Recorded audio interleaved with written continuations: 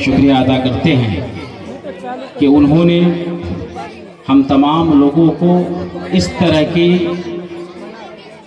मिसाली और मुनफरिद प्रोग्राम में बैठने का मौका फराहम किया।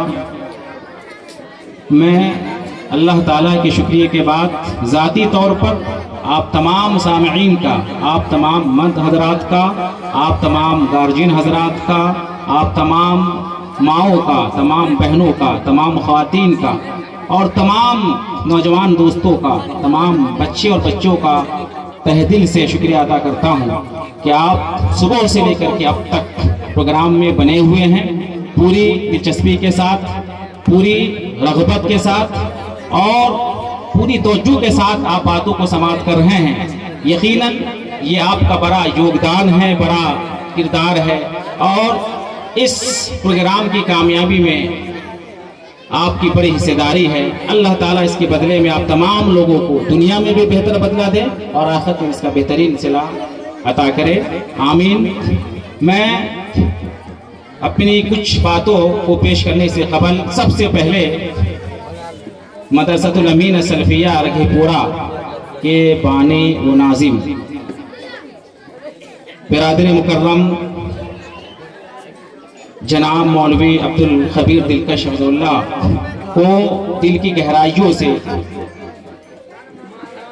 इस अज़ीमुश्शान 16वां सल्फिया क्विज़ मुकाबला और इजलास आम की शानदार कामयाबी पर मुबारकबाद पेश करता हूँ। उनकी पूरी टीम को, तमाम असातिज़ा, तमाम मुअल्लिमात को मुबारकबाद पेश करता हूँ। साथ ही जिन तालिबात ने, जिन तलबा ने इस प्रोग्राम में हिस्सा लिया, उन्हें भी मुबारकबाद पेश करता हूँ। वो तमाम लोग हमारे पुरखुलूस शुक्रिया के भी मुस्तहिक हैं और मुबारकबाद के मुस्तहिक हैं। जैसा कि आप तमाम को मालूम है कि ये अज़ीमुश्शान प्रोग्राम मुल्क अजीज हिंदुस्तान की 76वीं गणतंत्र दिवस यानी यौम जमहूरिया की मुनासबत से मुनाकिद हुआ है।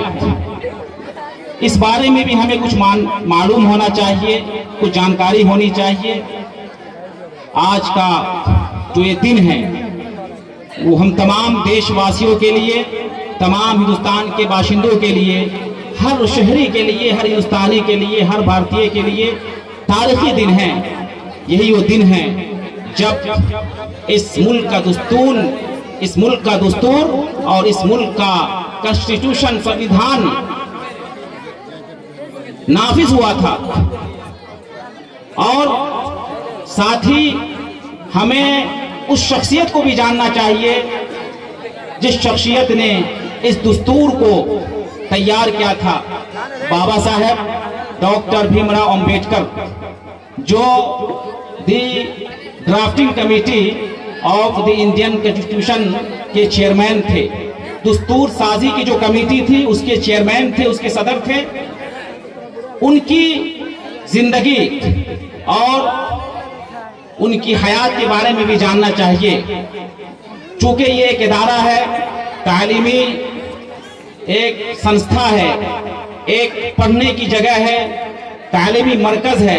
यहाँ तालीम दी जा रही है, यहाँ शिक्षा दी जा रही है, एजुकेशन बांटा जा रहा है। कई एतबार से आज का ये दिन तालीम से जुड़ा हुआ है।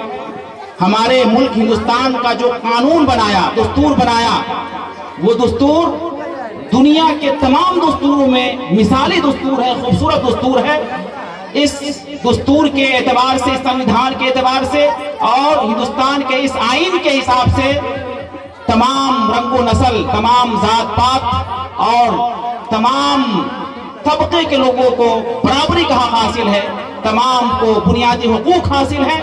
हमें एक शहरी होने के नाते अपने हुकूक भी मालूम होने चाहिए। एक मुसलमान होने के नाते हमारे क्या मजहबी हुकूक हैं और हमारे लिए हमारे संविधान में क्या इख्तियारात हैं, क्या आज़ादी है, इन तमाम चीज़ों की हमें जानकारी होनी चाहिए। साथ ही जो आइन के मेमार हैं, जो संविधान के मेकर हैं, उनके बारे में भी जानना चाहिए कि उनको कानून बनाने का ये शरफ हासिल किस बुनियाद पर हुआ।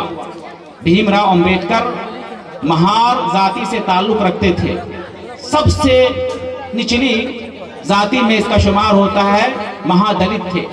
जब वो स्कूल पढ़ने जाते थे तो कई बार महादलित होने की वजह से, छोटी जाति से ताल्लुक रखने की वजह से टीचर स्कूल से निकाल दिया करते थे। इन तमाम परेशानियों को झेलते हुए वो पढ़ते गए, आगे बढ़ते गए। एक वक्त ऐसा आया कि पूरे हिंदुस्तान के लोगों को मजबूर होना पड़ा कि हिंदुस्तान का दस्तूर बनाने के लिए तमाम दानिश्वरों ने उन्हीं का इंतखाब किया। लोग मजबूर हो गए उनकी काबिलियत को देख करके, उनकी लियाकत को देख करके, उनकी एबिलिटी को देख करके और उनकी जो सलाहियत थी, तमाम का एतराफ करते हुए मां दलित होने के बावजूद, सबसे निचली जाति के होने के बावजूद उस वक्त सबसे बड़े ओहदे से उन्हें नवाजा गया। और मुअर्रिखीन लिखते हैं कि अपने जमाने में सबसे ज्यादा तालीम याफ्ता थे वो।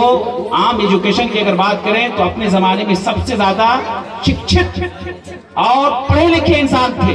और आपको ये जानकर हैरानी होगी कि उनके घर में जो लाइब्रेरी थी, उनका जो दिल्ली में घर था, उनके घर में जो लाइब्रेरी थी, जाती लाइब्रेरी, उसमें 50,000 किताबें थी। डॉक्टर भीमराव अंबेडकर की जाती लाइब्रेरी में जो किताबें थी